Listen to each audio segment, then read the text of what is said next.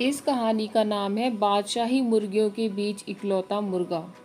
जब बीरबल का जवाब सुनकर अकबर भी अचकचा गए और मंत्रियों व दरबारियों की जुबान लज्जा के कारण खुल नहीं पाई। अकबर और बीरबल के बीच संबंध कुछ इस तरह प्रगाढ़ हो चले थे कि उनके बीच मर्यादा और औपचारिकता की सीमाएं टूटने लगी थी। कई बार उनके बीच चलने वाली नोक-झोंक में अनुशासन का पालन हो पाना बहुत मुश्किल हो जाता था और उसकी चपेट में सारे दरबारी भी आ जाते थे। एक बार अकबर ने बीरबल को बेवकूफ़ बनाने की सोची। इससे पहले जब कभी भी अकबर ने बीरबल को छकाने का प्रयास किया था, तब उन्हें मुंह की खानी पड़ी थी। इसलिए अकबर ने अपने इस प्रयत्न में मंत्रियों और दरबारियों को भी शामिल कर लिया था। अकबर ने मंत्रियों और दरबारियों को इस बात के लिए राज़ी किया था कि बीरबल जब दरबार में आएंगे तब वे उन्हें बताएंगे कि रात को उन्होंने एक स्वप्न देखा है जिसमें एक फरिश्ते ने उनसे कहा कि राजमहल के पास जो तालाब है उसमें उनके दरबारी बारी बारी से गोता लगाएं। जो दरबारी एक अंडे के साथ तालाब से निकलेगा वह शरीफ होगा और जो बिना अंडे के बाहर निकलेगा वह होगा पक्का शैतान। इतना बताकर अकबर ने सभी मंत्रियों एवं दरबारियों को एक एक अंडा दिलवा दिया, जिसे उन लोगों ने अपने अंतः वस्त्रों में छुपा लिया।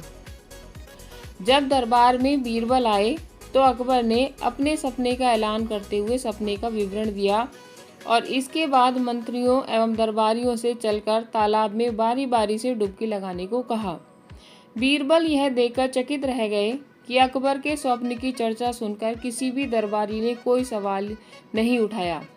आश्चर्यजनक रूप से सबके सब तालाब में डुबकी लगाने के लिए तैयार हो गए। यह सवाल बीरबल के मन में उमड़ने घुमड़ने लगा और चूंकि सब तालाब की ओर जा रहे थे, इसलिए बीरबल की भी मजबूरी हो गई कि वे भी उनके साथ चले। बीरबल ने एक विचित्र बात यह भी महसूस की कि सभी दरबारी अधिक चपल और प्रसन्न दिख रहे थे। बादशाह जो ऐसे मौक़ों पर बीरबल को साथ रखना पसंद करते थे, अपने मंत्रियों के साथ चल रहे थे। इस भीड़ में बीरबल खुद को अकेले पा रहे थे। तालाब के किनारे पहुंचने के बाद अकबर के बैठने की व्यवस्था हुई। बादशाह के तख्त के पास टोकरी भी रख दी गई। थोड़ी ही देर में तालाब के आसपास का नज़ारा बदल गया। एक एक करके दरबारी तालाब में उतरते, डुबकी लगाते और हाथ में अंडा लिए बाहर निकलते। वे अंडे को बादशाह के पास रखी टोकरी में रखकर तख्त के दूसरी तरफ दरबारियों के बनाए गए स्थान पर जाकर बैठ जाते। सभी मंत्रियों और दरबारियों ने डुबकी लगा ली थी। सबके सब अंडे के साथ तालाब से बाहर आए थे।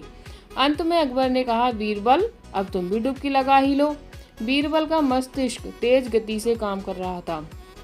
उन्हें विश्वास हो चला था कि इस डुबकी लगाने वाले खेल में बादशाह भी शामिल हैं, वरना अनेक धूर्त मंत्रियों और कुटिल दरबारियों के हाथ में तो अंडे नहीं आते। यह सब सोचते हुए बीरबल तालाब में उतरे, डुबकी लगाई, लेकिन हाथ में अंडा नहीं आया। बीरबल तालाब से निकलते निकलते एक निर्णय पर पहुंचे और जोर से बांग दी। वे बांग देते देते ही बादशाह के पास पहुंचे। अकबर ने उन्हें खाली हाथ आया देखकर पूछा, बीरबल बिना अंडे के? बीरबल ने फिर जोर से बांग लगाई और कहा, जहाँपनाह, आपकी अंडा देने वाली मुर्गियों के बीच मैं ही तो एकमात्र मुर्गा था। अब मेरी बात का भरोसा ना हो तो आप भी पानी में उतर कर आजमा लें। बीरबल की बात सुनकर बादशाह भी झेंप गए और मंत्रियों दरबारियों की जुबान लज्जा के कारण खुल नहीं पाई। बादशाह ने अपनी झेप मिटाते हुए कहा, बीरबल तुमसे पार पाना तो मुमकिन नहीं है।